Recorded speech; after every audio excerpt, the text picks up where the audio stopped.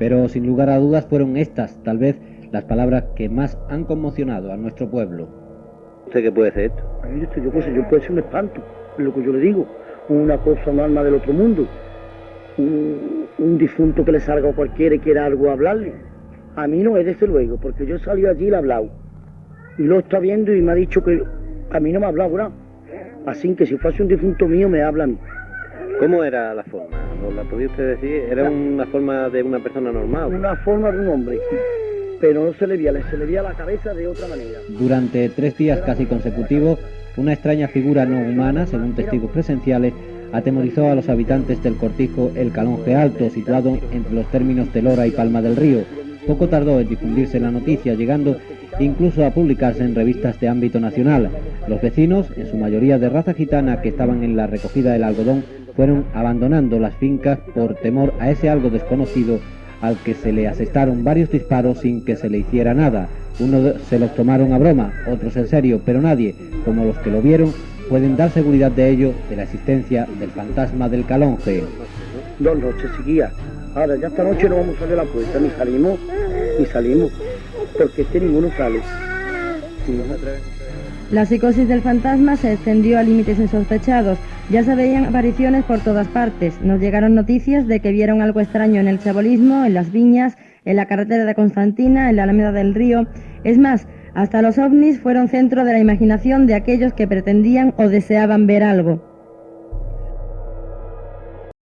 Septiembre de 1987. La temporada de recogida manual de algodón hacía poco que se había iniciado y los algodonales lucían su blanco cautivador. A la redacción de informativos de Radio Lora llegó la llamativa noticia de una extraña aparición en una finca cerca de nuestra localidad. Sin creer ni dejar de creer, esa misma noche se desplazaron hasta el lugar de los supuestos hechos, la finca El Calonge Alto. Los lugareños, aún con la expectación en la mirada y palabras temblorosas, contaban que por entre las matas de algodón había surgido algo increíble, algo que todos vieron y que empezó a quitarles el sueño. Algunos se quedaron con la respiración justa para no desfallecer. Los periodistas intentaron obtener explicaciones por entre las matas aún cargadas de fibras de algodón, por entre los rincones del caserío, entre las estancias donde habitaban aquellas familias. Pero el silencio de la noche fue la única respuesta. Ya de madrugada, los visitantes regresaron a Lora. Se marcharon con los testimonios de los trabajadores temporales que vivían en el cortijo angustiados por el miedo, pero apresados por la necesidad de trabajar para comer.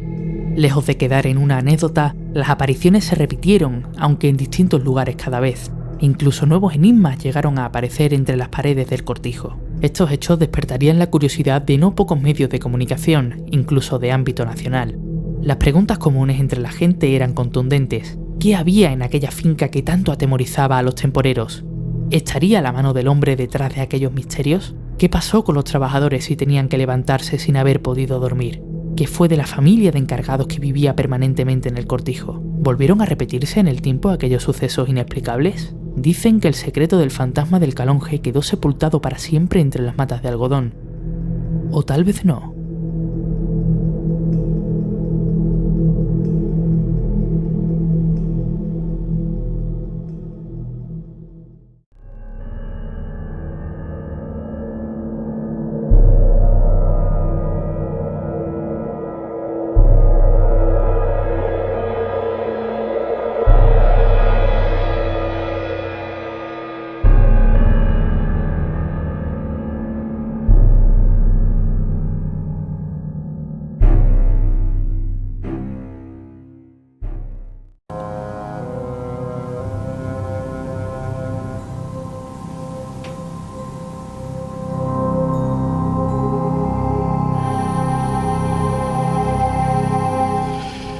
Saludos, señores, señoras, bienvenidos a una nueva entrega de Misterios en la Onda.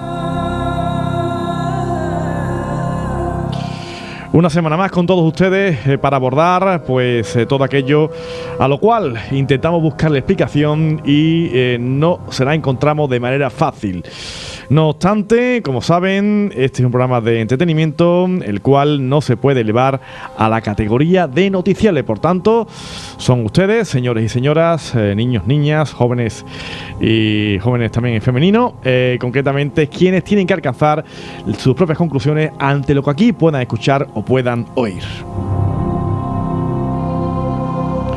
Y hoy un asunto que ya tratamos en una de las temporadas de Misterios en la Onda, pero que hoy le vamos a dar una vuelta de tuerca, porque hoy concretamente contamos con la persona que en aquella época, concretamente en Radio Lora, pues contaban toda la crónica de lo que se conoció como la historia del fantasma, el fantasma del Calonge.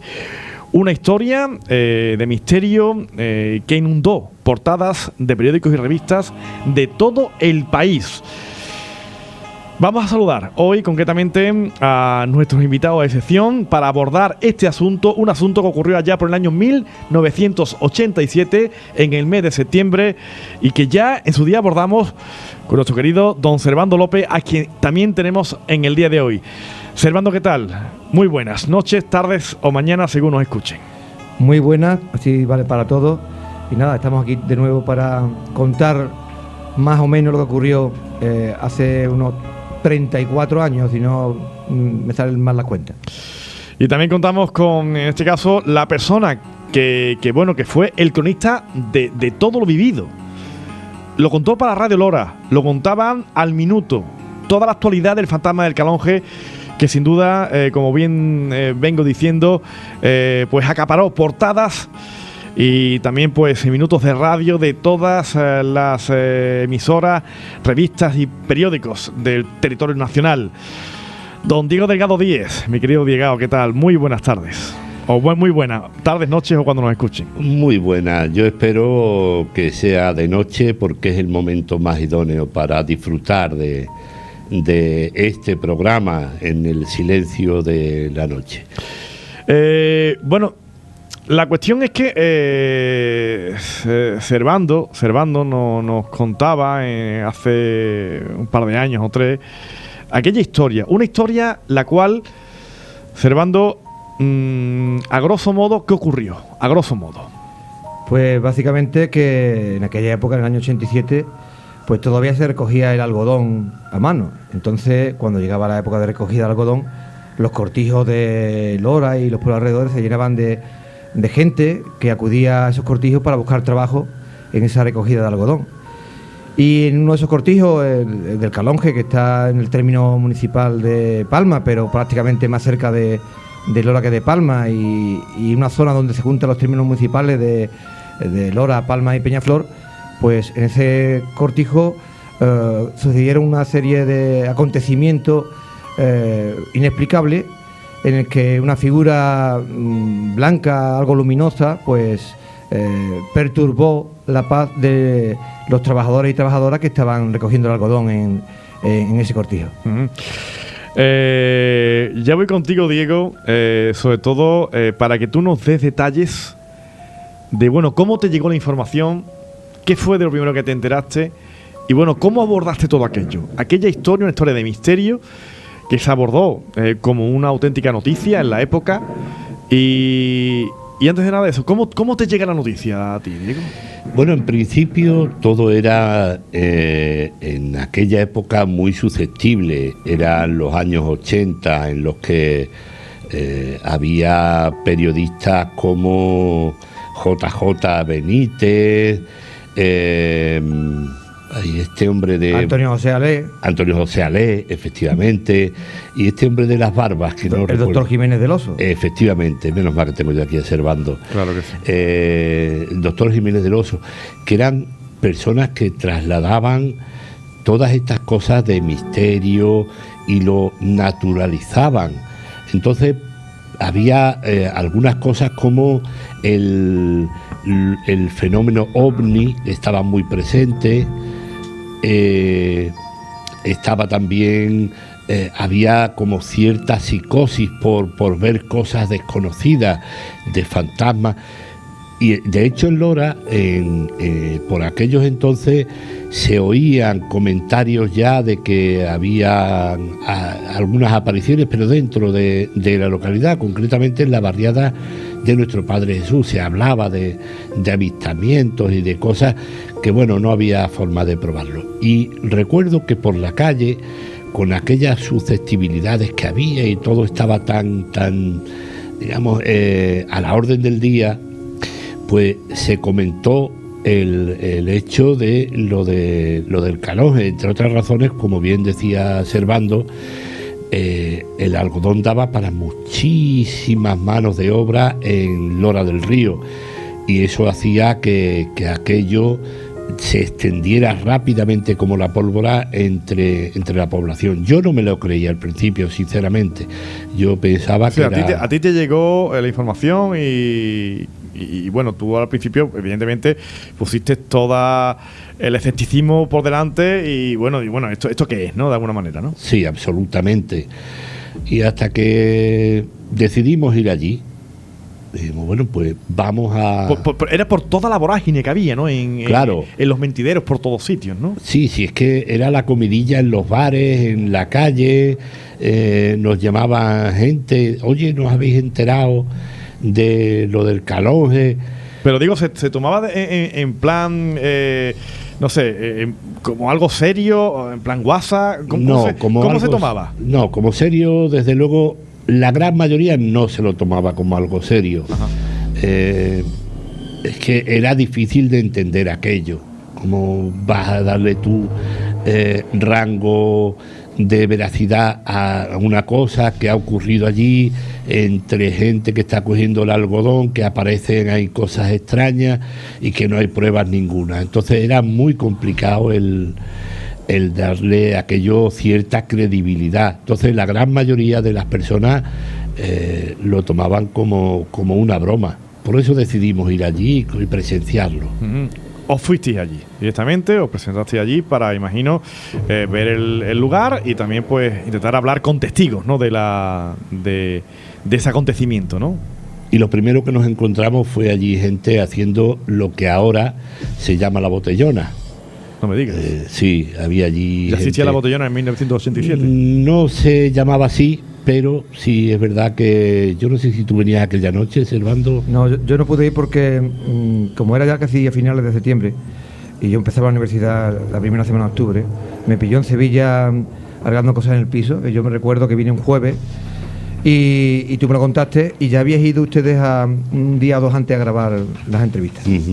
Pues allí había gente que estaba con sus litronas. En aquella época era muy normal lo de tomarte litronas en la calle o en cualquier sitio, compartirlas con los amigos, y allí pues estaban esperando ver a... O sea, allí iban por la curiosidad, ¿no? Del lugar Sí. de moda, y iban allí a ver si algo podían contemplar, ¿no? Sí, pero tampoco hacían lo lo valiente, hacían, ¿no? en plan de, digamos, de reírse de nadie, ni de hacer aquello un espectáculo, sino simplemente esperaban, y lo hacían con respeto, que nadie piense que iban allí a estropear nada, ni a causar ningún alboroto, para nada. Sí. Estaban bebiendo, pero con respeto y a distancia del cortijo. Entonces, Servando pide la palabra un segundito, Diego. No, simplemente era apuntar, que lo ha explicado muy bien antes Diego, que en aquella época, por ejemplo, este periodista que yo he nombrado de la SER, Antonio José Ale, que hacía un programa llamado Medianoche, era muy habitual, sobre todo en verano, que la gente tenía tiempo, y además el tiempo, valga la redundancia, acompañaba a hacer lo que se llamaban oleadas ovni, sí. que era quedar un fin de semana en sitios puntuales donde por rumores, por estas especies de videntes, de contactados, decían que podían aparecer los ovnis. Entonces la gente estaba ya pues más o menos acostumbrado a que de vez en cuando se podía ir uno, yo qué sé, por ejemplo a la Virgen a ver ovnis, y en ese ambiente lo que explica Diego, como ya la gente en Lora sabía que había quedada, entre comillas, para ver ovnis, pues con ese mismo sentido fueron allí a ver, en vez de al ovni, al posible fantasma. efectivamente, lo ha explicado muy bien Servando. El caso es que, bueno, Diego, allí había personas intentando de alguna forma, pues, tenían esa inquietud de qué ocurría, de qué se podía vivir en una noche, porque vosotros fuisteis de noche cuando... Sí, la primera vez, ¿no? Fuimos de noche y hablamos con las personas que estaban un poco alteradas nerviosamente. ¿Pero hablaste con personas que fueron testigos, sí, o las personas que estaban allí? No, hablamos con los testigos. Con los testigos.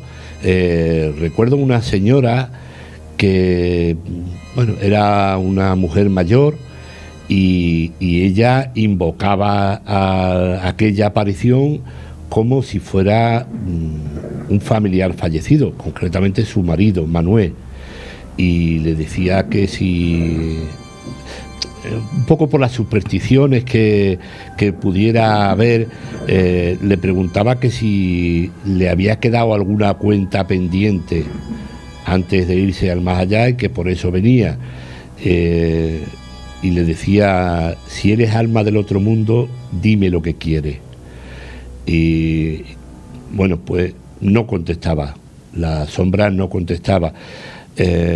Hablé con una persona que se había ido hacia la sombra cuando apareció en el algodonal, se dirigió valientemente hacia la sombra y me contaba que de repente la sombra se le puso delante, como a centímetros.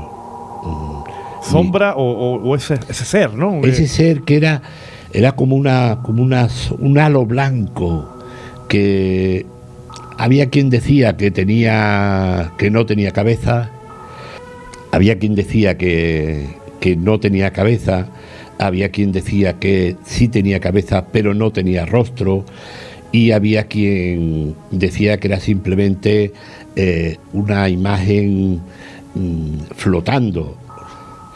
Sí, que de alguna forma... Es que este aspecto es importante que porque... levitaba, ¿no?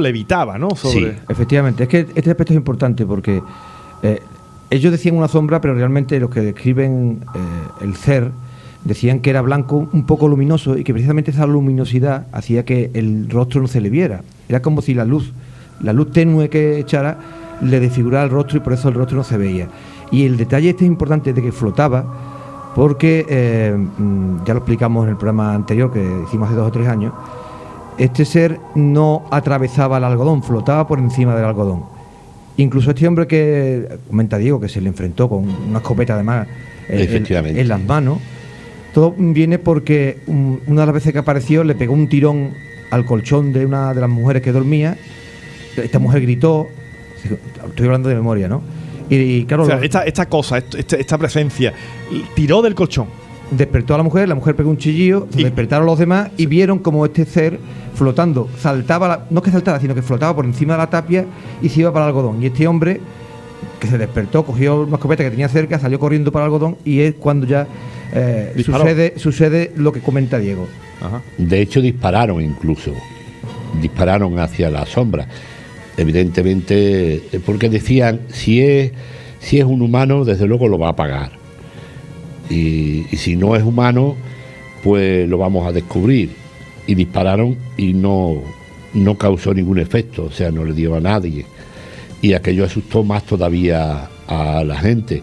De hecho, aquello no lo presenció una persona así aislada, lo llegaron a presenciar más de 20 personas al mismo tiempo. ¿Qué me estás diciendo, Diego?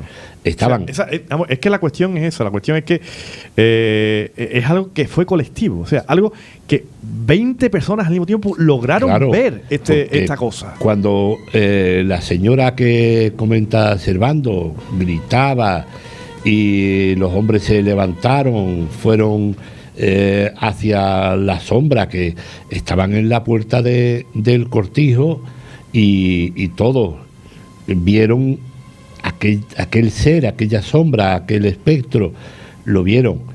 Veían cómo flotaba sobre las matas del algodón. Había quien apuntaba después que aquello podría ser como consecuencia de una especie de vapor que saliera de las moñas del algodón. No sé por qué efecto, no lo sé, pero que podría ser alguna de las causas. La cosa era buscarle alguna explicación, porque la verdad que no la había. Lo que sí había era mucho miedo. Había mucho miedo. Siempre se ha dicho, porque también uno a lo mejor consulta con personas del tema de esto de fantasmas del Calonge, ¿no? De un cortijo, ¿no? que es verdad que se jugaba mucho con el tema de los fantasmas, ¿no? En los cortijos, ¿no? Por el tema de los robos, el tema de bueno, muchas cosas que había como triquiñuelas para robar o para otras cosas, ¿no? Que sucedían en los cortijos, ¿no? Ahí parece que también hay un nexo de unión entre esta historia y esa picaresca, ¿no? Que existía también en esa época, ¿no? Con los cortijos, ¿no? A ver, yo estaba en cortijos trabajando. Cuando yo era pequeño, mi familia emigraba durante los inviernos a las recogidas de la aceituna. Y yo estaba viviendo en cortijos y raro era en el que no había historias de este tipo, de fantasmas. Aquí concretamente en el Calonge se decía que lo que se buscaba era que los trabajadores de etnia gitana que se fueran para otros ocupar su sitio.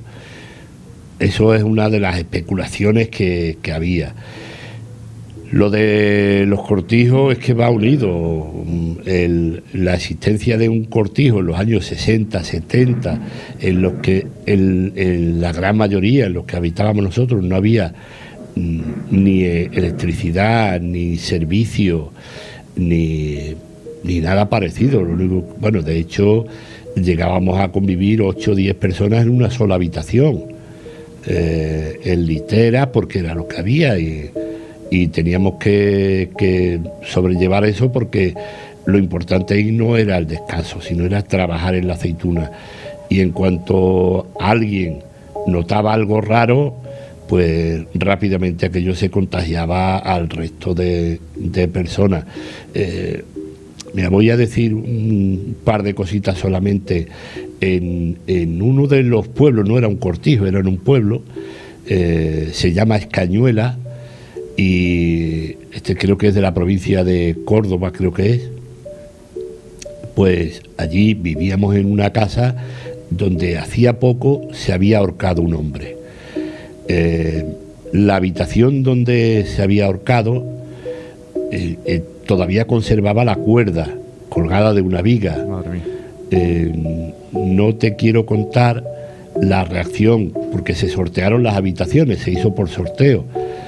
A la familia que le tocó aquella habitación, todavía con la cuerda del ahorcado allí, la reacción fue espantosa. Claro.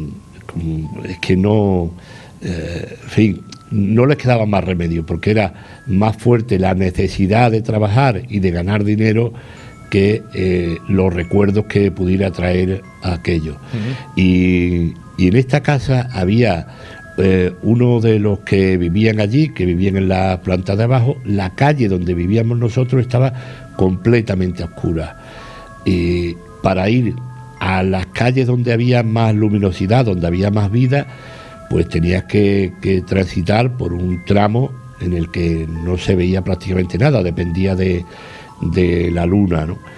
Y contaron una noche cómo se les presentó una señora delante. Eran 2 hermanos, iban andando, se les presentó una señora mayor en una mecedora, y a medida que ellos iban avanzando, la señora avanzaba también, haciendo punto en la mecedora. Pero la mecedora avanzaba por sí, por sí misma. delante de ellos. ¿Pero de frente? Sí, De frente. era como una imagen proyectada. Sí. Pero imagínate que estamos hablando de tal vez finales de los años 60. ¿Cómo vas a proyectar tú ninguna imagen si ni siquiera... No había... No teníamos ni electricidad, Sí. no teníamos. Bueno, pues ahí aguantaron estoicamente, sin salir corriendo y sin nada, por el miedo que se apoderó de ellos, hasta que dieron la vuelta a la calle. Esa era alguna de las historias que se han contado, y son muchas más las que... pero concretamente aquí en el Calonge, posiblemente todas estas familias que habían trabajado también en otros cortijos, no era este el primero ni sería el último, pues también tendrían muchas historias, y desde luego les ocurrieron más cosas. Ahora te lo voy a contar, no solamente la aparición de este ser allí sobre el algodonal. Le ocurrió más cosas. Más cosas, ¿no?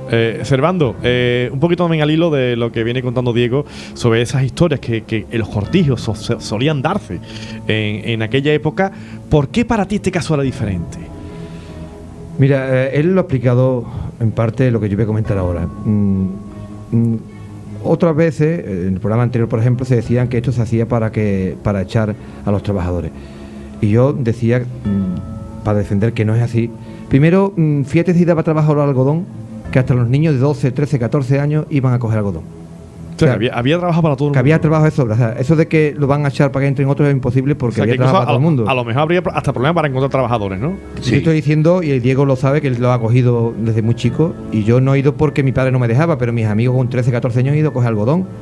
Se sacaban sus 20 kilitos, 25 kilitos, y se sacaban su dinerillo para tener ellos su dinero.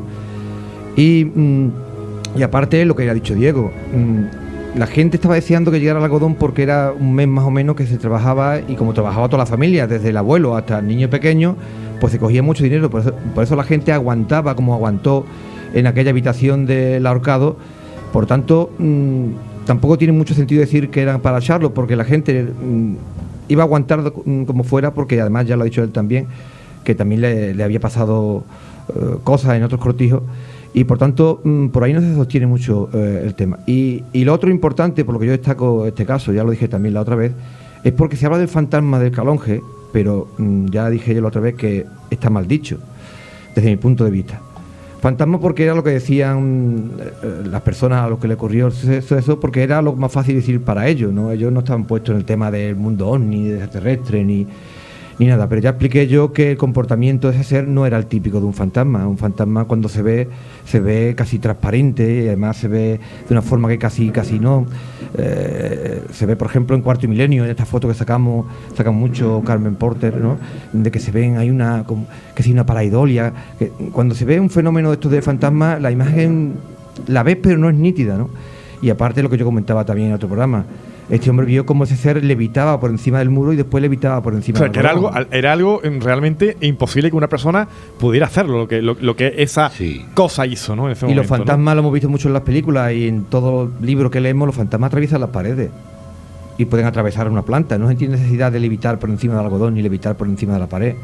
Además, esa luminosidad que tenía, que ya decía que hacía que el rostro no se viera, pues tampoco los fantasmas no son luminosos, ya digo, son translúcidos. Entonces, se le ha puesto ese nombre de fantasma del Calonge, pero el nombre más adecuado sería el ser del Calonge, porque en su momento estuvimos en el programa de Paranormal, porque Diego lo sacó en los informativos, pero claro, después lo tratamos en nuestro programa de misterio, con mi amigo Montanero, no recuerdo el nombre y que él me perdone, y él decía que era un fantasma, defendía que era un fantasma, y yo defendía que era un ser estilo extraterrestre, un ser de otro mundo, por esas características que te estoy comentando, ¿no? Y porque además era un ser que tocaba, Diego no lo ha relatado aquí, pero lo ha relatado otras veces en otros medios. Uno de los hombres que se vio afectado por este fenómeno tenía el colchón, porque casi todas las personas que tuvieron contacto con este ser estaban durmiendo a la intemperie, porque hacía mucho calor, si no me corrige Diego. Y uno de estos hombres tenía el colchón al lado de su mujer, y cuando se despertó tenía el colchón desplazado varios metros lejos de su mujer. Un fantasma no mueve a una persona de 60 o 70 kilos más un colchón, no lo mueve 7 o 8 metros, por lo menos que yo sepa. Nunca, tampoco sabemos exactamente lo que es capaz o no es capaz, ¿no? Sí, pero un ser de otra dimensión. El tema de fantasmas está el tema de los poltergeist, donde se mueven objetos, se mueven de forma violenta, se caen cuadros, un objeto sale disparado, pero mover a una persona de cierto peso varios metros sin que esta persona se dé cuenta hasta última hora no cuadra mucho con el tema del fantasma. De todas formas, claro, cada uno tiene su forma de pensar, esta es mi visión, y hay gente que sigue defendiendo el tema del fantasma, pero yo por lo que yo conozco y lo que he tratado desde hace muchos años, a mí me suena más un tipo de como otros seres extraños que han aparecido en otros casos, un ser de otro mundo en el sentido de fuera de este planeta, ¿no? Servando, los testigos, como bien dice Diego, llegaron a ser 20 al mismo tiempo. Cuando una persona o las personas en aquella época decían aquello o trasladaban, ¿no? la historia sobre El hecho de que, como bien dice, ¿no? De que no, esto era para echar a los trabajadores, o era algún tipo de triquiñuela, algún tipo... Era complicado que vieran una realidad en la cual... una realidad que no tenía explicación. Es decir, que no era una cosa que fuera, bueno, puede ser esto, puede ser lo otro. No, es que una cosa que salta muros, levita de alguna forma, va hacia el algodón, que recibe disparos, que no... no sé, la gente de verdad llegó a entender que hablamos de algo fuera de lo normal, algo fuera de este mundo en este caso. Lo vieron muchas personas porque, como lo he comentado, había mucha gente durmiendo fuera en el patio, y cuando una de las veces pues esta señora gritó, pues todos los que estaban a su alrededor se despertaron y pudieron ver tantas personas el hecho en sí, ¿no? Y ellos sabían que era algo raro porque efectivamente este ser hacía cosas muy raras, ¿no? Y cuando lo ves tú solo, pues te puedes pensar que es tu imaginación, que es una cosa que no has visto bien, que a lo mejor te acabas de despertar y estabas entre sueños, pero cuando el mismo acontecimiento lo han visto tantas personas y a la vez, y ese comportamiento está refrendado por muchas personas, ya sabes que efectivamente hay algo que desconoce. Como desconoce, pues le pones el término más normal, porque pues estas personas dicen que es un fantasma porque es lo más fácil para ellos, ¿no? Uh-huh. Incluso, como bien ha dicho Diego, esta señora pues incluso pensaba que era el fantasma del marido recién fallecido, ¿no? Siempre uno intenta darle explicación y las personas le dan la explicación que para ellos es más cercana, ¿no? Uh-huh. La verdad es que, Diego, decías que no solamente ocurrió aquello en aquella finca, ocurrieron más cosas. Sí, una de ellas fue lo que acaba de comentar Servando, aquello era extrañísimo, porque dormían en el patio trasero, dormía allí una familia, y los colchones del hombre y su mujer estaban siempre pegados el uno al otro. Cuando se despertó el hombre y vio que estaba desplazado no sé cuántos metros, pues claro, el susto fue inimaginable, ¿no? Algo ha pasado aquí raro, y además el hombre no había notado nada. Cuando se desplaza ese colchón durante tantos metros, es que tienes que notarlo, y aunque estés durmiendo, pero tenías que notarlo. Otra cosa que ocurrió fue en una de las habitaciones interiores. Era un poco como una infravivienda aquello. Ahí dormían en el suelo, había mucha humedad en la pared, no eran las mejores condiciones de habitabilidad, desde luego. Ahí llegamos de día, Antonio Oliveros y yo, y llegamos de día y hablamos con estas señoras también. Manuel Liñán grababa esto para Televisión Video Muralla, con lo cual igual todavía quedan imágenes por ahí que tienen que ser un tesoro. Esta señora nos contaba cómo del techo, ella estaba con sus nietos y del techo caía como arenilla, pero que no llegó a caer nada al suelo ni a nadie. Caía la arenilla y tú oías y notabas que aquello era como arena fina que iba cayendo como lluvia, pero no se veía nada. O sea, algo como que algo te tocaba, pero que una especie de arenilla, algo, sí, ese sentir, bueno, lo que se puede sentir, ¿no? A la hora de que te caigan así, pues, unas partículas de ese tipo, pero que al suelo no caía nada. Nada. Aquello no me resultó nada extraño, porque a mi madre, en aquella casa de Escañuela de no sé qué año sería, le ocurrió algo muy, muy parecido. Ella estaba cosiendo de noche en la planta superior, que es donde nosotros vivíamos, en nuestra habitación, y oyó caer en un baúl esa arenilla. Y allí no había nada. Abrió el baúl, había ropa, se supone, de quien vivía allí, no sabemos si del ahorcado. Había quien decía que sí, que era del ahorcado, ¿no? Pero que notó aquello, esa arenilla caer, y como ni por segunda ni por tercera vez vio la arenilla, al final mi madre, muerta de miedo, bajó corriendo las escaleras con la lana entre las piernas, ¿no? Y gritando y llorando. Pues esta mujer del cortijo pues le pasó algo muy parecido, de que oía caer la arenilla, la sentía, pero sin embargo no había nada, y los nietos que estaban allí, que eran niños pequeños, raramente no estaban cogiendo algodón, eran muy pequeñitos, no sé, de 3, 4 años el que más, y sin embargo también lo habían notado y no veían nada. Y a raíz de aquel acontecimiento, ese cortijo, siguió habitándose. La vida, ¿cómo fue allí? ¿Cómo transcurrió la vida en esta finca? Yo no lo sé. Yo ya después le perdí el hilo porque el encargado, que era un señor de Andrés, creo que se llamaba este hombre, de Palma del Río, él y su familia llevaban allí no sé cuántos años, un montón de años. Pues el encargado dejó también el cortijo, o sea, se fueron todas las familias. ¿Se fueron por aquel acontecimiento? Sí. Todas las familias de algodoneros que había se fueron.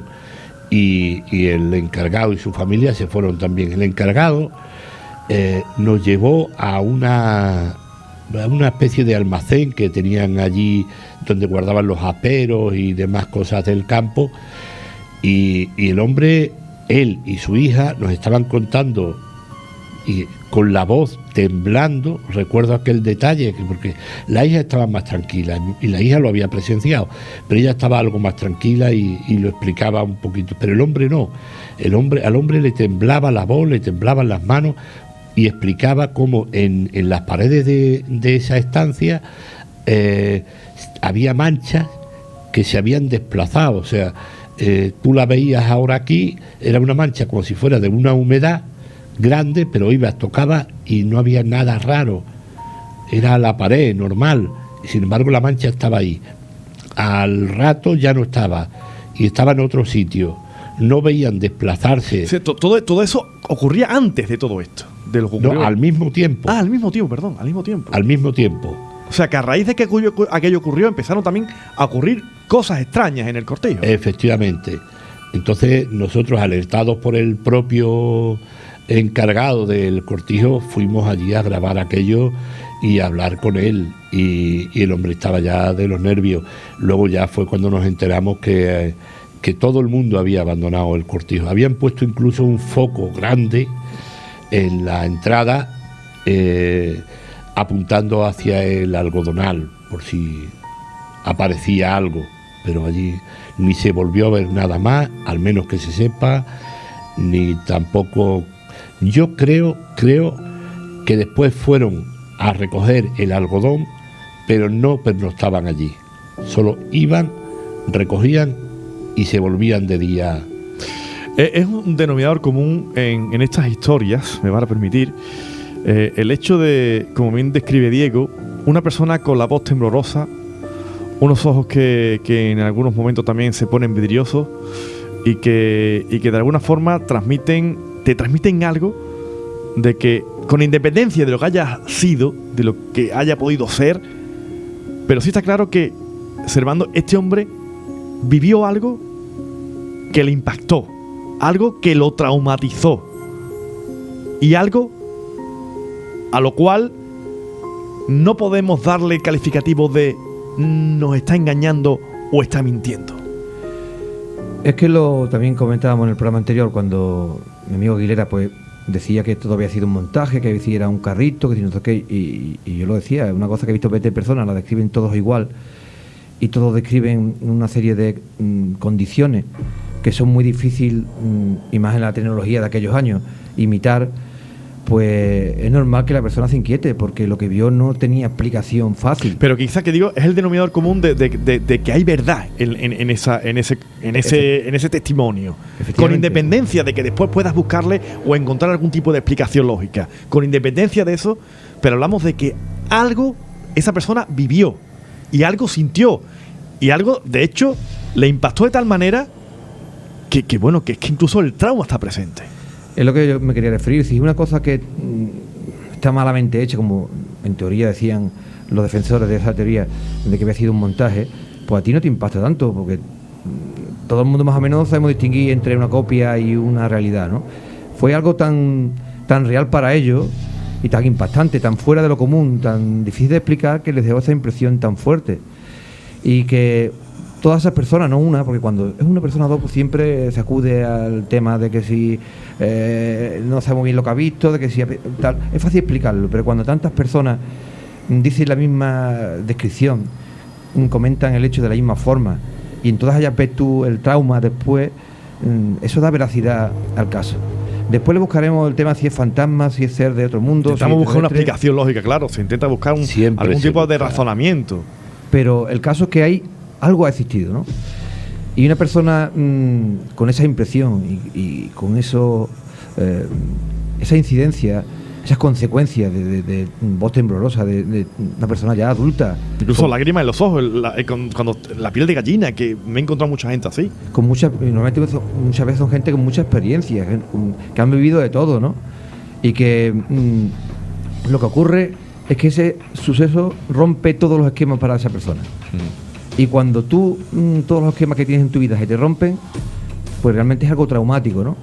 Y como bien dice Diego, porque es el que estuvo allí, pues esa persona estaba impactada y ese impacto lo tenía metido en el cuerpo.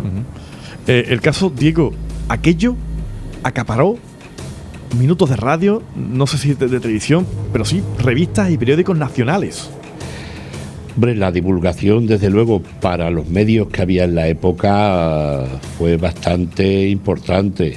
Y digo para los medios que había en la época, porque si llega a ocurrir hoy con las redes sociales, que hoy cada persona ejerce de alguna forma su propio periodismo, pues en aquel momento no era así.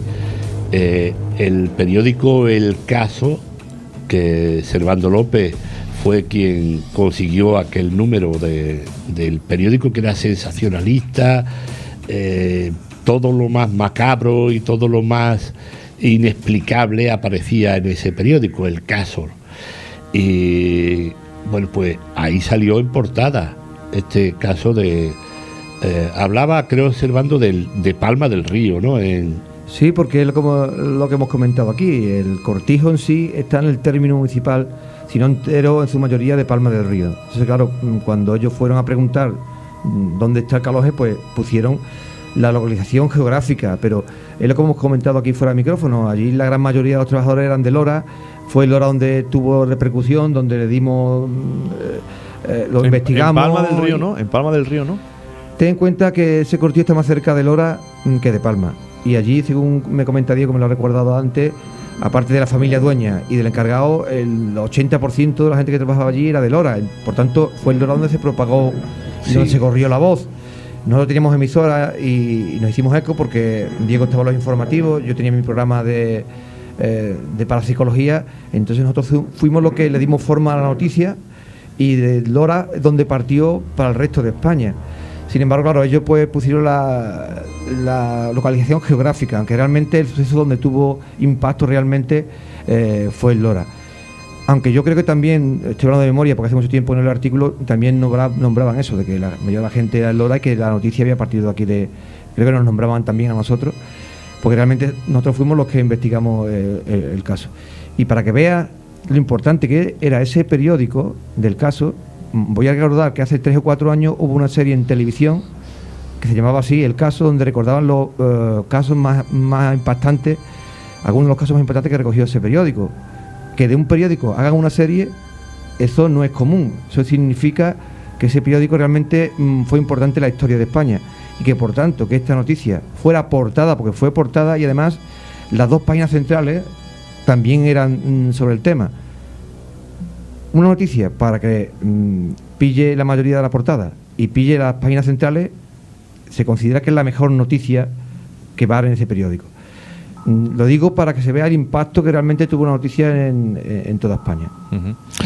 En Palma del Río también hubo un periódico, no recuerdo cuál, que también se hizo eco de la noticia. Era en Palma del Río, pero poco menos que contaba lo que nosotros ya habíamos contado en la radio, así que no había ninguna otra novedad. El diario ABC también publicó una noticia con el fantasma del Calonge.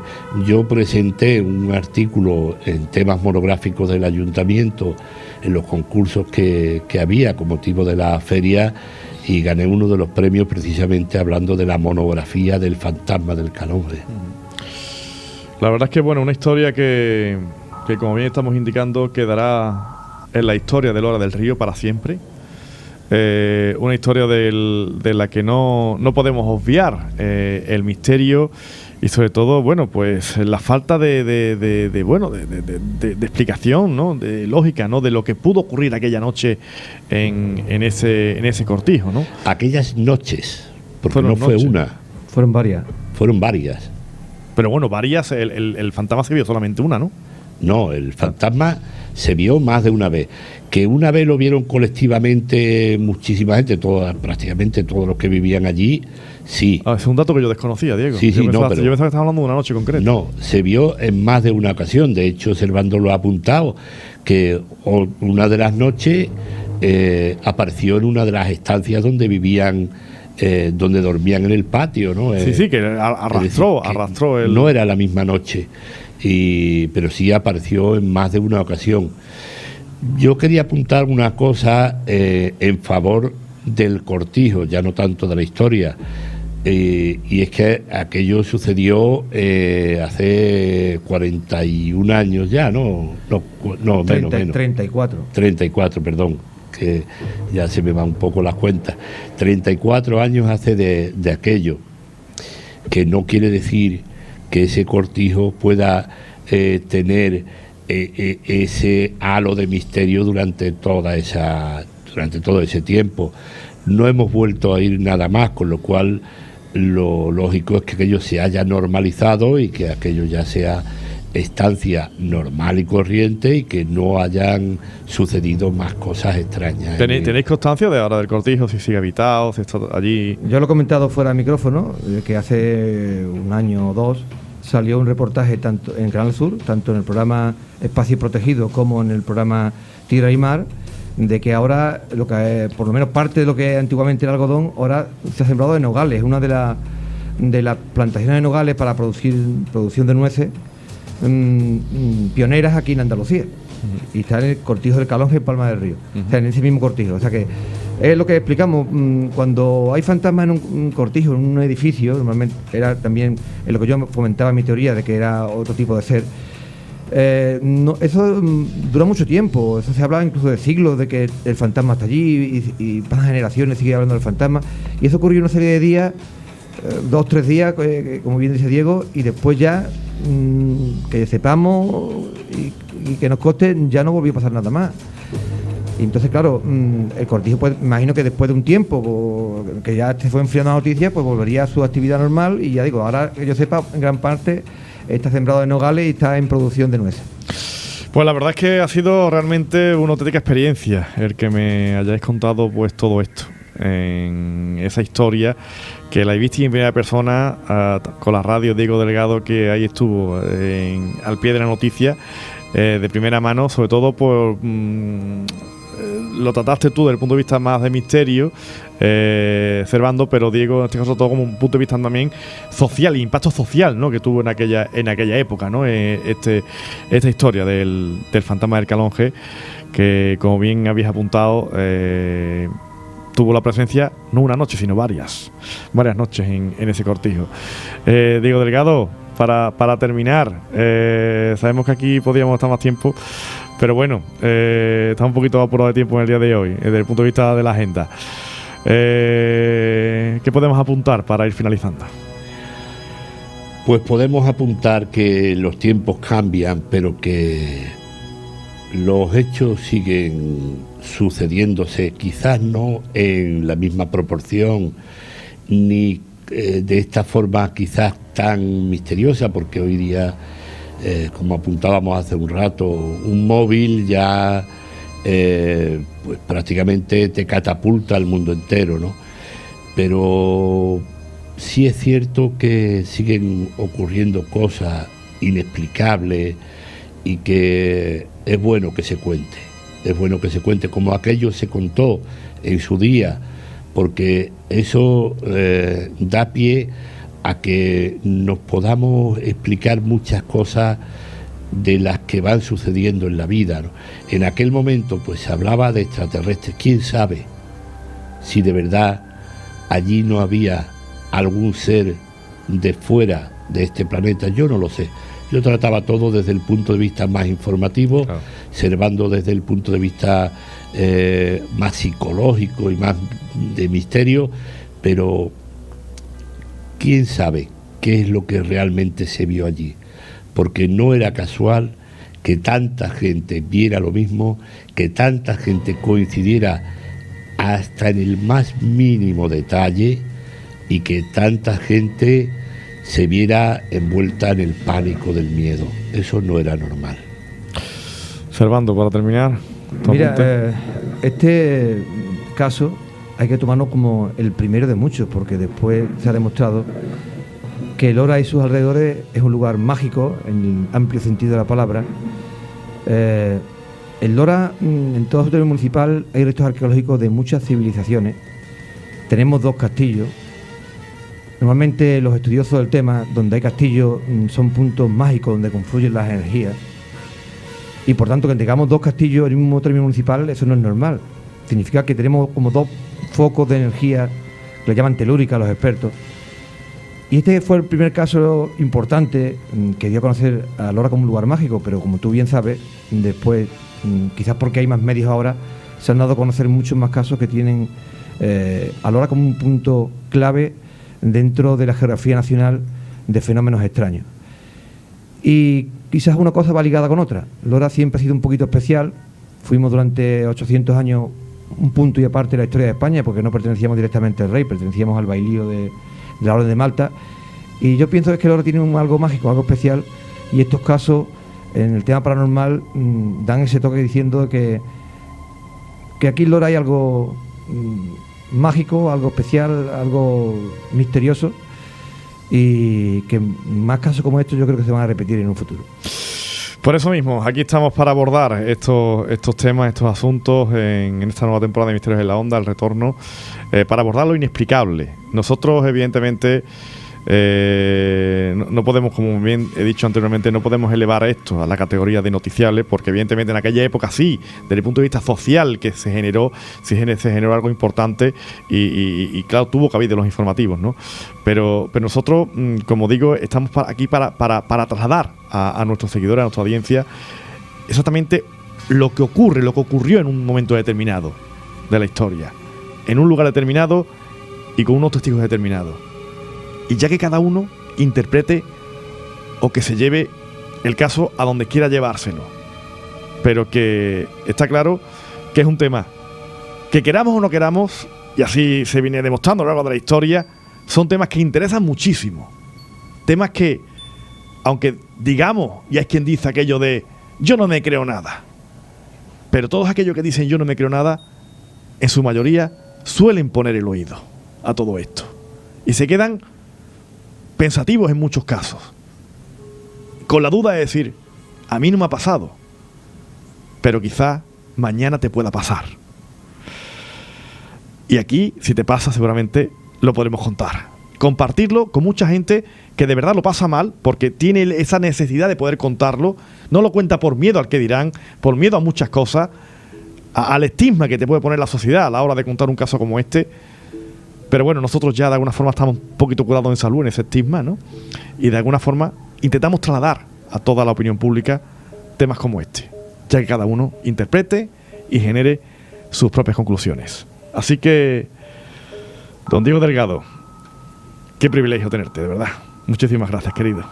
Gracias siempre a ti, Fernando, a Onda Cero, a Servando López, con el que hemos compartido tantas cosas y seguimos compartiendo. De verdad, para mí es un lujo tenerlo aquí a mi lado, porque además tiene una memoria privilegiada, Servando López, y me encanta de compartir cosas con él, y sobre todo gracias a la magia de la radio, que es la que nos hace traer hoy aquí cosas de hace tantos años y vivirlas como si en este momento estuviera ocurriendo.